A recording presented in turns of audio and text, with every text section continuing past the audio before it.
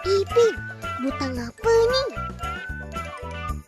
Tak, cuba kawan-kawan tekan.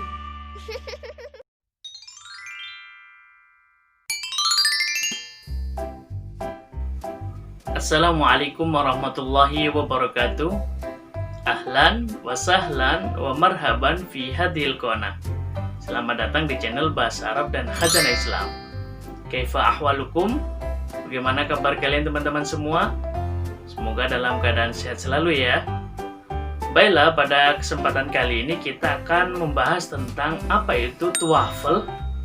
Apa sih perbedaannya TOEFL dengan TOEFL? Baiklah, jangan kemana-mana, ikuti terus bahasan kita selanjutnya. Syabab al-kiram, baiklah teman-teman semua, kali ini kita akan belajar tentang apa itu TOEFL. Baiklah, TOEFL adalah singkatan dari Test of Arabic Spoken Language. Tes bahasa Arab untuk penutur asing. Sebenarnya, nama ini diilhami oleh TOEFL yang lebih dulu ada, atau Test of English Spoken Language. Di Indonesia sendiri, banyak lembaga pendidikan atau pusat bahasa yang telah membuat tes untuk mengukur kemampuan penguasaan bahasa Arab dengan berbagai nama dan istilah.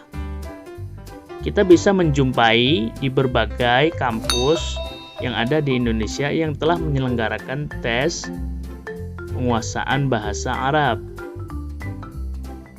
Di UIN Jakarta misalnya, diberi istilah dengan ikhtibarat fil lugha al-arabiyyah lin-natiqina bi ghairiha, atau al-ikhtibarat al-arabiyyah lid-dirasat al-islamiyah lil-ajanib.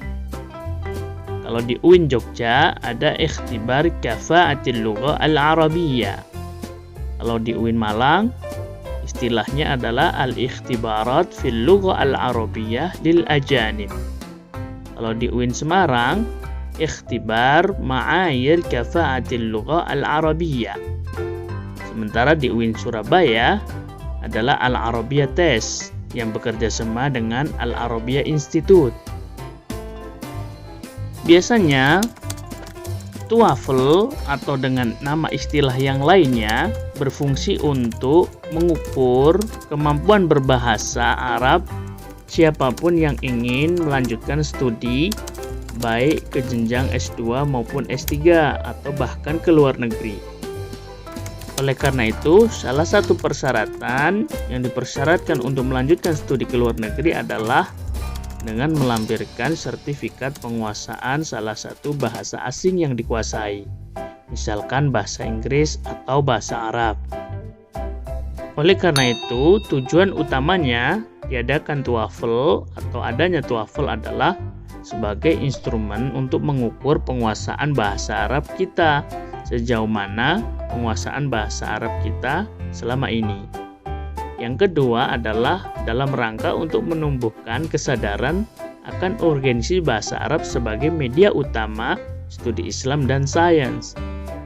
Yang ketiga, meningkatkan penguasaan bahasa Arab baik dengan wawasan klasik maupun kontemporer.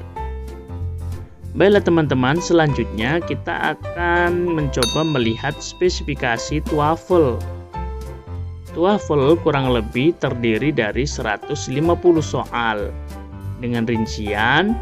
Section pertama atau bagian pertama adalah Fahmul Masmu' atau dalam bahasa Inggris Listening Comprehension, yaitu jumlah soal kurang lebih 40 atau 50 soal dengan durasi waktu 30 menit pengerjaan. Section 2 atau bagian 2 adalah At-Tarakib Al-Lughawiyah atau dalam bahasa Inggris disebut dengan Structure. Soal untuk tarakib kurang lebih 50 soal dengan durasi waktu 30 menit. Dan terakhir, Section 3 atau bagian 3 adalah Fahmul Makru atau dalam bahasa Inggris disebut dengan Reading Comprehension. Jumlah soal 50-60 soal dengan durasi waktu pengerjaan rata-rata 60 menit, sehingga totalnya kurang lebih 2 jam pengerjaan dengan total 150 soal. Lalu bagaimana sistem penilaian atau scoring dalam TOEFL? Baiklah, pada dasarnya semua jawaban dicocokkan dengan kunci jawabannya. Lalu jawaban salah tidak dikenakan pengurangan sama sekali. Jumlah jawaban yang benar dikonversi dengan tabel scoring yang diadaptasi dari sistem konversi TOEFL. Teman-teman bisa update atau bisa browsing di Google tentang tabel konversi dalam bahasa Inggris atau TOEFL. Selanjutnya, skor mentah diolah dengan rumus jumlah skor mentah dikali 10 dibagi 3, maka akan diperoleh skor akhir. Contoh perhitungan skor. Misalnya pada section 1 atau bagian 1 yaitu Fahmul Masmu', dari 50 soal teman-teman mendapatkan 20 jawaban yang benar.